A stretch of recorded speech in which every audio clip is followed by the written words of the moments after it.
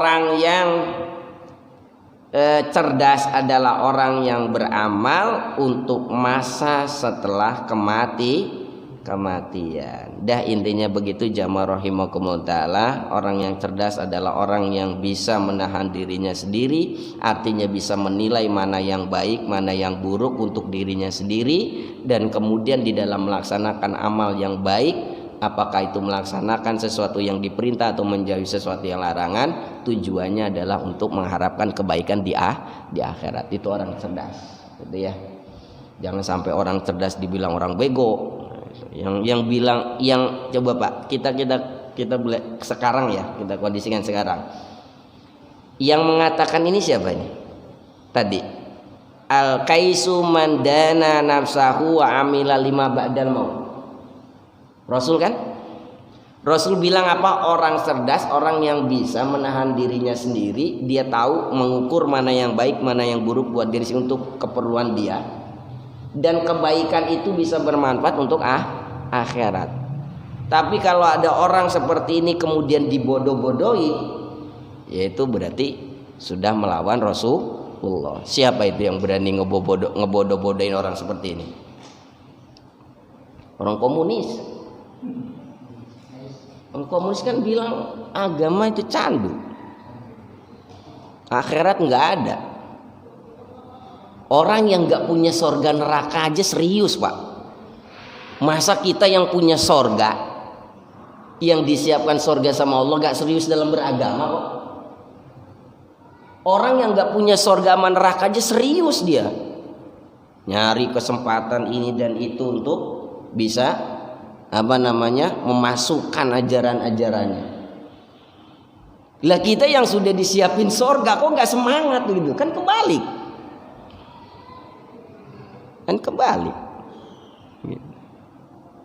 Waduh, kalau dengar perkataan orang-orang yang dulu gitu ya, luar biasa itu Pak. Agama itu candu kan begitu ya, nggak ada efeknya. Makanya kalau ditinggal di negeri komunis nggak ada itu Pak nilai keagamaan, udah kerja aja tiap hari. Kenapa? Yang dia dipikir itu adalah keberhasilan itu karena kerja. Seperti itu. Tapi dalam sejarah tidak ada negeri komunis yang punya peradaban yang bisa menghasilkan peradaban yang baik, nggak ada. Sejauh yang saya ketahui ya. Negeri komunis mana yang bisa membuat peradaban dan dia bisa jadi contoh real peradabannya? Nggak ada. Yang ada cuman kisah-kisah seremnya aja kan gitu. Di mana ada dia pasti banyak huru hara. Makanya Pak, guru saya Sedalawi cerita, bapaknya kan anggota Ansor. Kalau udah cerita masalah PKI, Mbah Fathan itu semangat wiro keislamannya tuh kencang gitu. Kenapa? Pelaku sejarah dikejar-kejar sampai ke sawah gitu kan, pelaku sejarah. Bayangin Pak, orang ngaji kok sampai dikejar-kejar di negeri ya mayoritas orang Islam. Kan bingung kita Pak, ngaji baik apa buruk? Kok dikejar-kejar? Kalau udah nginget memori itu, gitu. Cerita Sedalawi itu kalau ngenang bapaknya. Jadi termasuk anggota senior Ansor di daerah Demak sana, gitu bapaknya itu. Dan pelaku ketika kejadian itu ngelihat pondok pesantren diacak-acak, itu ngelihat. Makanya memori itu nggak bisa hilang di benak kebanyakan orang Islam. Gitu. Ada beban sejarah yang nggak bisa dilupakan. Jadi kalau ada orang yang menyanggah tentang hari akhirat, ya berarti lawannya ini. Kebalikannya, ya kan? Orang yang beramal orang yang lemah dan orang yang mengikuti hawa nafsunya saja, kemudian dia berangan-angan supaya Allah nerima angan-angannya. Nah, jangan sampai nih kita termasuk orang yang lemah ini, Pak. Orang yang ngikuti dirinya sendiri aja udahlah, seneng-seneng aja lah. Yang senang saya ambil, yang nggak senang nggak saya ambil gitu. Sholat nggak sholat, yang penting udahlah saya senang kan begitu. Berbuat baik nggak berbuat baik, udahlah yang penting saya senang lah. Tapi dia berharap Allah Maha Pengampun inilah. Dan pada saatnya nanti saya mau taubat. Itu orang yang lemah tuh. Berarti orang yang tidak cerdas gitu. Udahlah nggak usah banyakin ibadah dulu gitu ya. Nah Allah juga Maha tahu lah kekurangan saya begitu.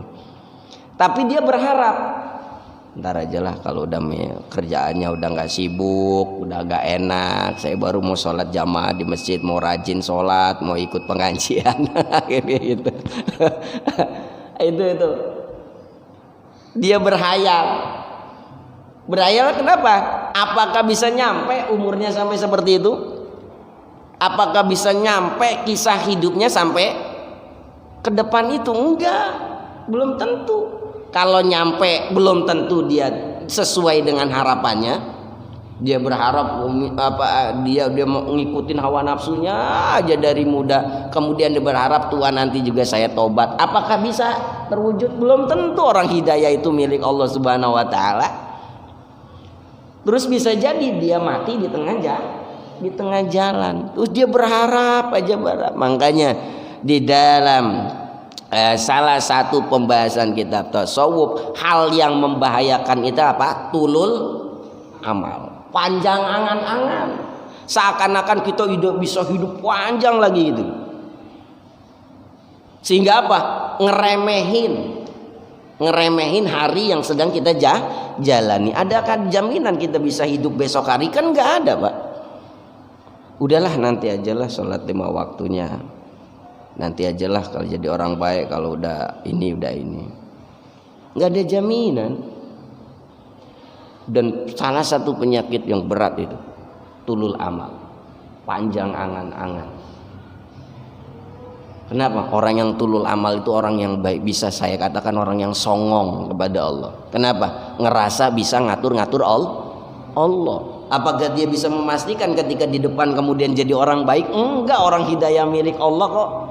Atau adakah yang bisa memastikan ke depan dia masih bisa hidup? Enggak kan? Enggak. Jadi orang yang tulul amal, orang yang songong kepada Allah, bisa merasa mengatur dirinya sendiri supaya jadi orang baik.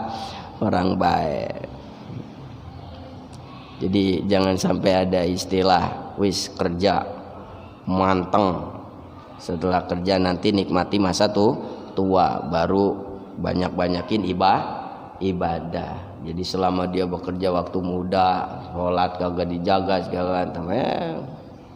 Kan suka ada istilah seperti itu kan ya. Udah, ntar di masa tua bisa dinikmatin, ibadah jadi tenang. Enggak lah. Enggak. Perjalanan hidup kita itu jadikan tadi satu, hidup dan kehidupan kita dari perjalanan hari yang kita lalui adalah yang bisa memberikan kemanfaatan untuk kita baik dunia maupun akhirat, dan jadikan kita termasuk orang-orang yang punya pandangan ke masa akhirat, sehingga apa yang kita lakukan adalah sesuatu yang bisa memperbaiki kehidupan dunia dan akhirat kita. Udah Isya ya? Belum? Udah azan, Pak? Enggak kerasa ya. Ya deh, nanti saya mohon izinnya ya Pak Ines, Bapak-bapak semua, kalaupun diperbolehkan kita baca kitab itu. Nah, kita apa tadi ada gitu ya, kita gitu ya, sambil ngisi-ngisi Pak. Tapi tentunya kita berharap bahwa ilmu kita adalah ilmu yang bisa bermanfaat. Sedikit ilmu yang kita dapati kemudian membawa manfaat yang besar, itu yang kita ketahui. Bedanya orang kampung sama orang Jakarta dalam beramal itu, ini penelit ini ilmu penglihatan dohir ya. Orang kampung tuh banyak ilmunya, amalnya kurang. Ilmunya nggak usah ditanya Pak, tapi amalnya kurang. Lo gimana? Coba aja korban di kampung, lihat banyak apa dikit. Padahal masalah pengetahuan korban nggak usah ditanya dah. Tapi ini kita. Tapi orang Jakarta, orang kota, kadang ilmunya sedikit, amalnya banyak. Nah, kita berharap Pak, dengan kesederhanaan ilmu kita bisa merangsang kebaikan dari amalnya gitu. Karena sesungguhnya ilmu itu pijakan bagi kita, tapi buahnya ilmu adalah amal. Kita ingin apa yang kita pelajari jadi amal. Ya kembali gitu tadi. Dalam berjamaah jadilah kita menjadi orang yang menjadi toladan kepada yang lain. Ya, jangan pernah menilai orang lain yang belum dapat hidayah seakan-akan hina. Jangan. Anda bisa jadi suatu saat nanti Allah beri kepada mereka hidayah. Bukan tugas kita. Tugas kita itu cuma nyampein, tugas kita untuk nyontoin ya. Jangan banyak menghakimi orang yang belum dapat hidayah. Kita hanya bisa mengajak mereka, sebab hidayah itu adalah milik Allah Subhanahu wa taala, dan bisa jadi mungkin derajat mereka lebih baik dari kita. Demikian Pak ya, semoga ada manfaatnya. Semoga Allah Subhanahu wa taala tidak meninggalkan kita dalam keadaan banyak berbuat dosa, kecuali Allah ampuni dosa-dosa dan kesalahan kita. Semoga Allah tidak meninggalkan kita dalam keadaan punya masalah, kecuali Allah berikan jalan keluar. Semoga Allah tidak meninggalkan kita dalam keadaan kita terzalimi, kecuali Allah berikan kepada kita pertolongan, Allah berikan kepada kita penjagaan, dan Allah berikan kepada kita jalan keluar. Dan semoga Allah tidak tinggalkan kita kalau kita punya kekurangan, kecuali Allah tutupi kekurangan kita dan Allah ganti dengan penghiasan yang baik pada diri kita. Dan semoga Allah tidak tinggalkan kita dalam keadaan punya penyakit, kecuali Allah sembuhkan penyakit kita. Dan Allah tidak tinggalkan kita dalam keadaan punya hutang, kecuali Allah lunasi hutang-hutang kita. Dan semoga sesuatu yang hilang dari kita, dari sebuah kebaikan, yang kebaikan itu bermanfaat untuk dunia dan akhirat kita, Allah berikan kembali kepada kita dengan sesuatu yang lebih baik menurut ilmu Allah Subhanahu wa taala. Semoga hajat kita disampaikan oleh Allah, baik hajat dunia maupun akhirat, kecil maupun besar. Wa sallallahu ala sayyidina Muhammad. Al-Fatihah.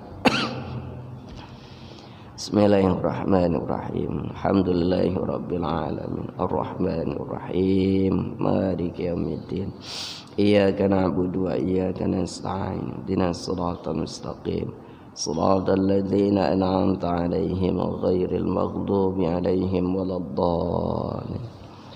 Subhanakallahumma bihamdika asyhadu an la ilaha illa anta astaghfiruka wa atubu ilaik. Wassallallahu ala sayyidina Muhammad. Assalamualaikum warahmatullahi wabarakatuh.